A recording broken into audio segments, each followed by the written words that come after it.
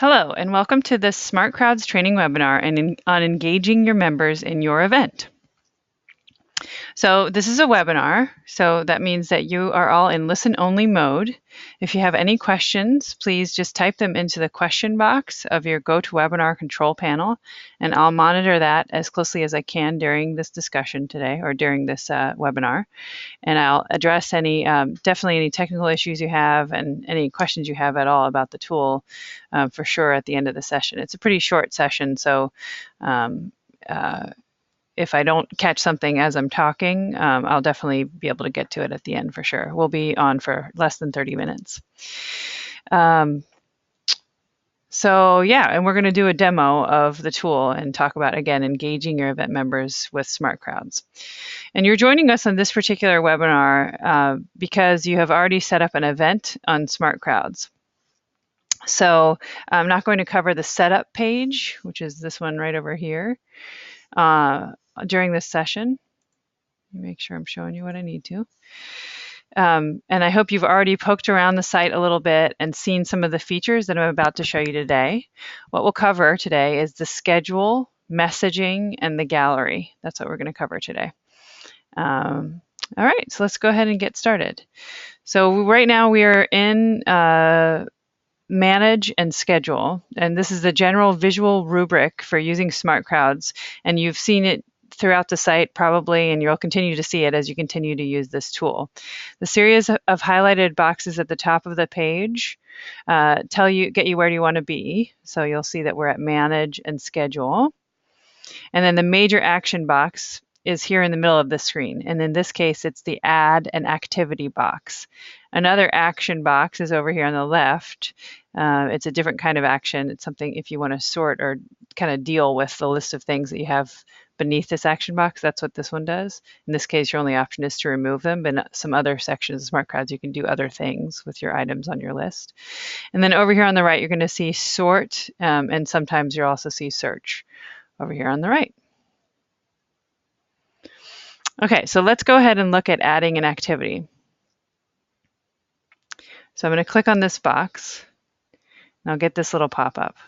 With this pop-up, you can create an event activity and specify a bunch of information related to the activity. Here is the name of the activity right here. And then here is a headline for the activity. This is often a speaker name, a team name, or any other information you want to include for your activity. Sometimes it's important logistical information like what to wear, whatever you need to add. I'll tell you here that we added it for conferences because people needed to have the speaker names next to every activity. Here are the start and end date and times. If you click on this, you're going to get a little pop-up to enter the date and time. And then in these final two boxes, you can link your activity to a map marker that you have already created and added to your map, or you can even add a new map marker if you are entering an activity that doesn't have a map marker yet. And you can use these two buttons. So let's click on this, and you're going to get select a marker. So this lets you use one that you've already added to the map if you've created your map. And then this button right here lets you add a new marker. So you pick your icon, you give it a title, and you put in a location address. And then this activity is linked to that map marker. Let's close this little box out. And then right here, the last box that you're going to see in your activity box is a description of your activity. And people write, again, all kinds of things here. The schedule is something that members interact heavily with, so we want to provide a lot of fields for you to provide information to your attendees. And you can also attach a file. I want to point that out here.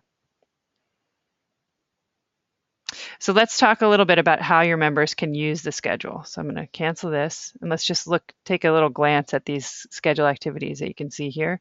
You can see all that information that we just covered, plus a little bit more. You can see the number of members that have RSVP'd, etc. So let's go to this event schedule. I'm going to go to view the event here. This is my sample event that I use for all my demos. And I'm going to scroll down, and I'm going to look at this schedule here.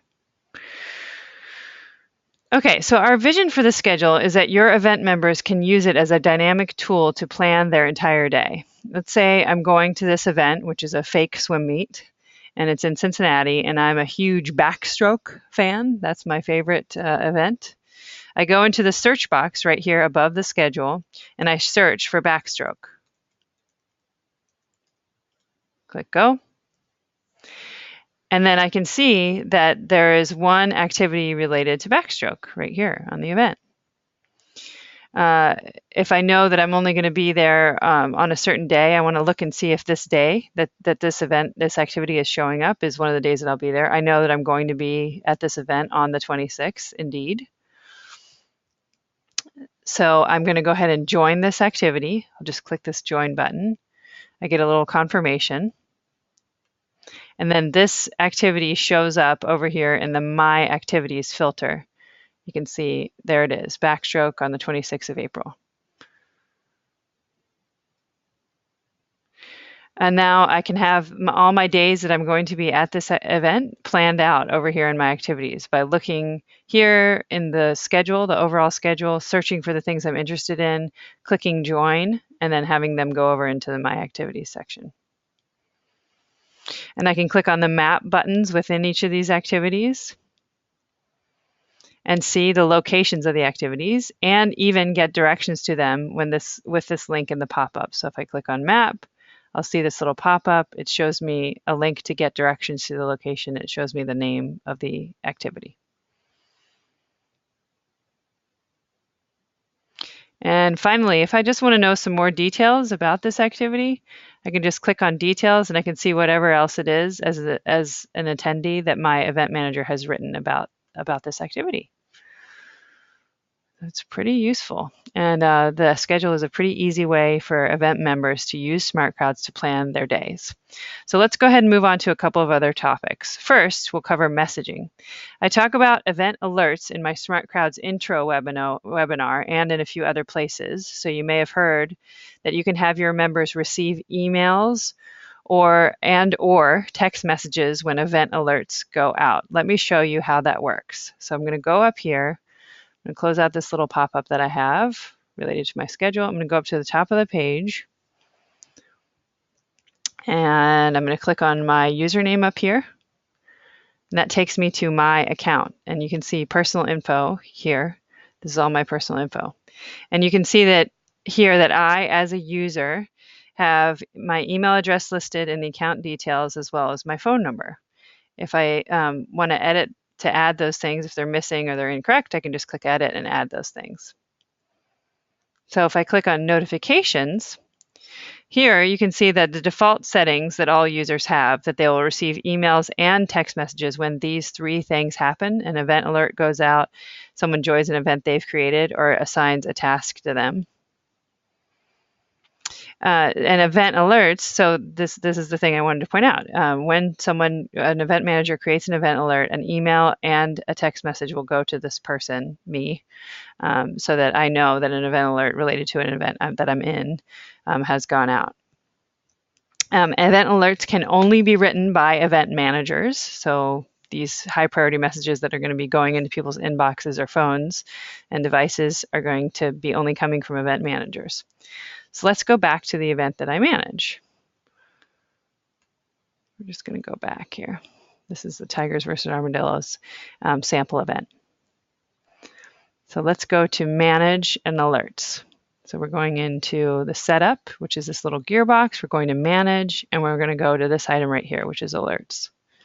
So here you can see the typical SmartCrowdz page setup. These highlighted boxes at the top tell you where you are, and you've got this major action box, the way to deal with your list here, and then a search box over here on the right. If I click on this Add an Alert action button, I get a pop-up. I can create an event alert here, attach files or images to it if I want, and post it to social media if I want. Finally, on this page, once I have created an alert, I can remove it if I need to with this action box over here on the left. So let's close this guy out, click on this, and I can remove. If I select one of these alerts, I can remove it.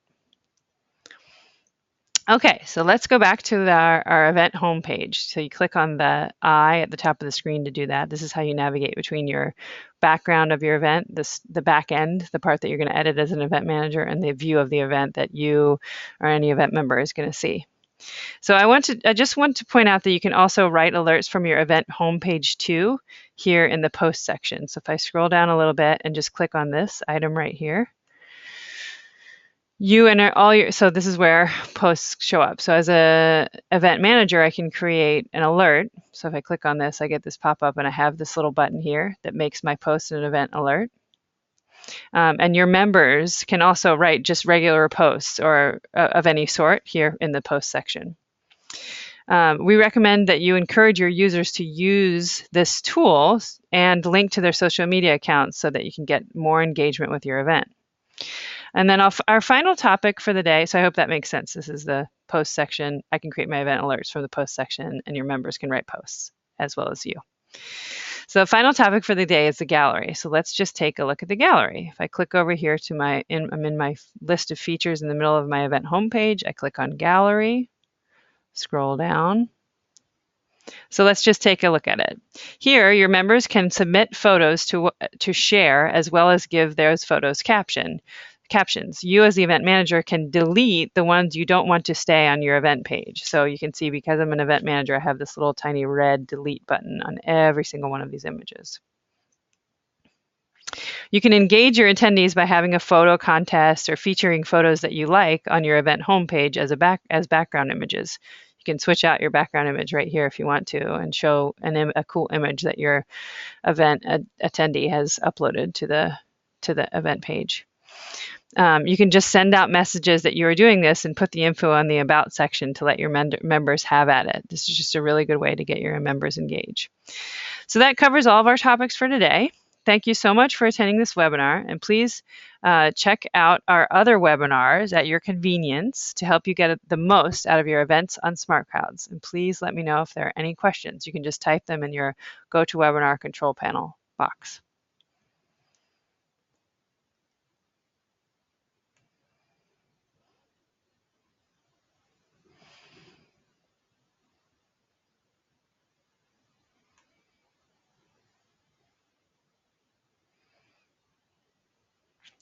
Thanks so much.